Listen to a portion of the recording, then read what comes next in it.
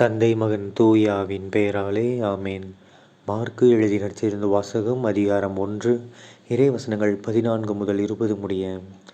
அக்காலத்தில் யோவான் கைது செய்யப்பட்ட பின் கடவுளின் நற்செய்தியை பறைசாற்றி கொண்டே இயேசு கலிலேயாவிற்கு வந்தார்.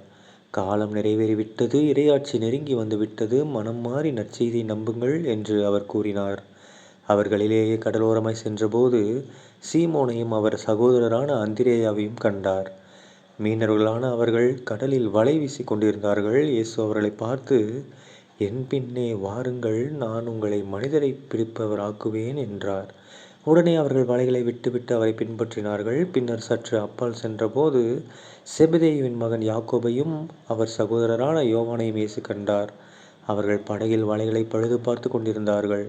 உடனே இயேசு அவர்களையும் அழைத்தார். அவர்களும் தங்கள் தந்தை செபதேயுவை கூலியாள்களோடு படகில் விட்டுவிட்டு அவர் பின் சென்றார்கள். ஆண்டவரின் அருள்வாக்கு. கிறிஸ்துவே உமக்கு புகழ். அன்பான சகோதரர்களே, இன்று பொதுக்காலம் முதல் வாரம், ஜனவரி 13ஆம் தேதி 2025ஆம் வருடம் திங்கட்கிழமை. இன்று நற்செய்தியில் பாருங்கள், நம்ம இயேசு கிறிஸ்து ஆண்டவர் என்ன பண்ணுறாரு? நேற்று திருமுழுக்கு வாங்கினாரு, இன்றைக்கி வேலையை ஆரம்பிச்சிட்டாரு. ஓகேங்களா? எல்லா இடத்துக்கும் போய்ட்டு நற்செய்தி அறிவிக்க ஆரம்பிச்சிட்டாரு. அது என்ன நற்செய்தி? காலம் நிறைவேறிடுச்சுரா, இறையாட்சி வந்துருச்சு, பாரு, நானே கடவுளாகி நானே மனிதனாக பிறந்துட்டேன் அப்படின்ற அளவுக்கு அவர் என்ன சொல்கிறார் மறைமுகமாக? ஸோ மனம் மாதிரி நான் சொல்கிறதெல்லாம் நம்புங்க, நற்செய்தியை நம்புங்க. ஏன்னா ஏசப்பா சொல்கிறது எல்லாமே என்ன தான்? நற்செய்தி தான். ஸோ நற்செய்தியை நம்புங்க அப்படின்னு சொல்கிறாரு. ஓகேங்களா? அது மட்டும் இல்லாமல் கண்டிப்பாக அவருக்கு யார் தேவைப்படும்? சீடர்கள் தேவைப்படும். ஸோ சீடர்கள் எல்லாரையும் கூப்பிட்றாரு. ஃபஸ்ட்டு யாரை கூப்பிட்றாரு? அந்திரேயா வராரு, அப்புறம் பேதுரு வராரு, அப்புறம் செபதேயுவின் மகன்லாம் வராங்க. ஸோ மொத்தம் 12 திருத்தூதர்களை அவர் செலக்ட் பண்ணுறாரு. ஓகேங்களா? முக்கியமான சீடர்கள். அதுக்கப்புறம் நிறைய பேர் அவர் பின்தொடர்ந்தாங்க. இப்போ நம்ம கூட இயேசுவின் சீடராக இருக்கணும். ஓகேங்களா? ஏன்னா நாம் இயேசுவின் கொள்கைகளை நம்ம பின்பற்றணும் அப்படின்னா நாமளும் இயேசுவின் சீடர்கள் தான்.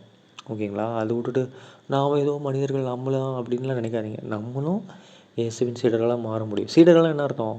அவரோட கொள்கைகளை பின்பற்றி அதை மற்றவர்களுக்கு எடுத்து உரைச்சி அவங்களையும் நல்லவங்களாக மாற்றுறது, இயேசுவின் பால் ஈர்க்கிறது தான். ஓகேங்களா? நாம் எல்லாருமே சீடர்கள் தான், இயேசுவின் சீடர்கள் தான். நாமளும் என்ன பண்ணலாம்? அப்பப்போ யாராவது கெட்ட வழியில் போனாங்கன்னா நல்ல வழியில் போடா அப்படின்னு நல்லது சொல்லி இயேசுவின் வரங்களை சொன்னோம்னா கண்டிப்பாக நாமளும் ஒரு சீடராக மாற முடியும்.